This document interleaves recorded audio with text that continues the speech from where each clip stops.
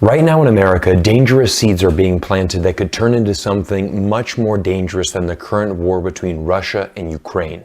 On March 3rd, 2022, a mere 7 days after Russia's formal invasion of Ukraine began, former United States Secretary of State Michael Pompeo traveled to Taiwan, where he was paid hundreds of thousands of dollars to deliver a keynote speech. He sent this message to the world. It is my view that the U.S. government should immediately take necessary and long overdue steps to do the right and obvious thing. That is to offer the Republic of China, Taiwan, America's diplomatic recognition as a free and sovereign country. Is the United States and China destined for a war over Taiwan?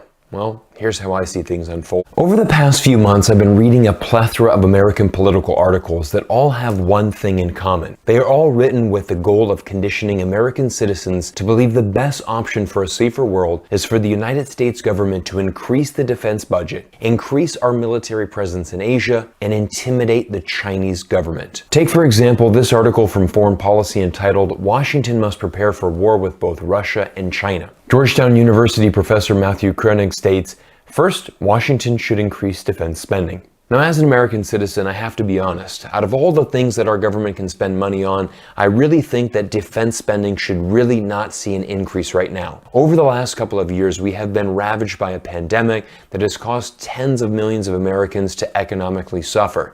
In addition, homelessness and crime is through the roof. There is a tremendous amount of domestic issues inside America that these funds would better be focused on. Unfortunately, the military-industrial complex controls how our federal budget is actually constructed each year, and the author goes on to state, the United States can afford to outspend Russia and China at the same time.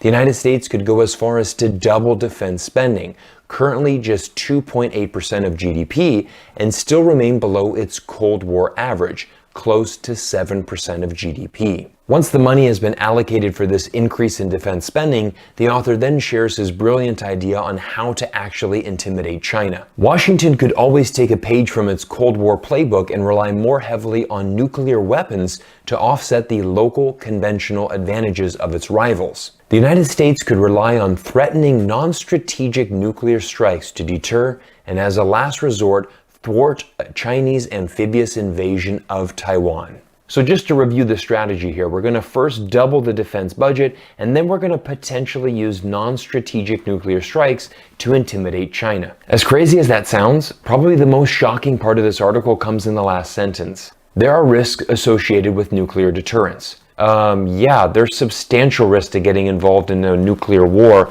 with another nuclear country.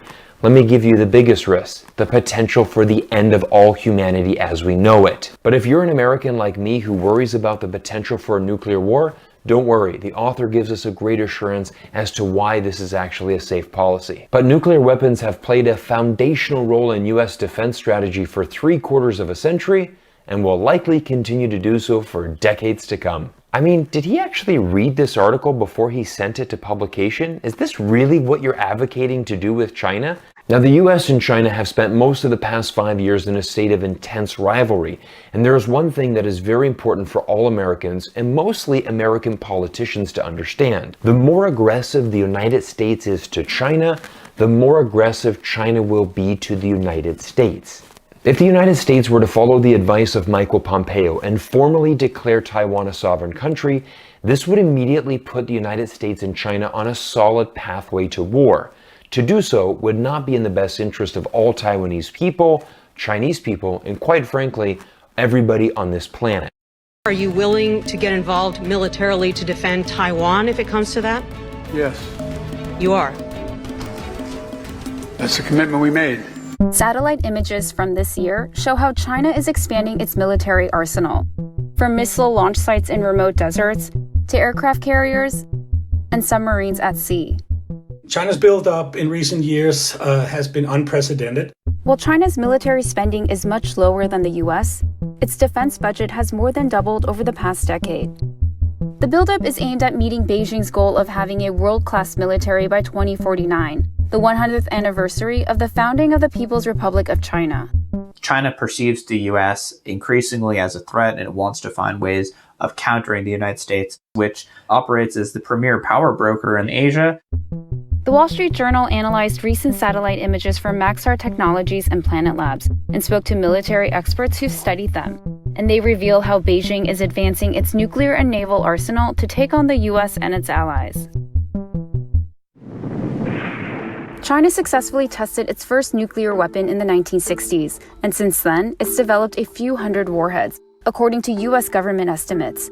That's far less than the roughly 4,000 the US has.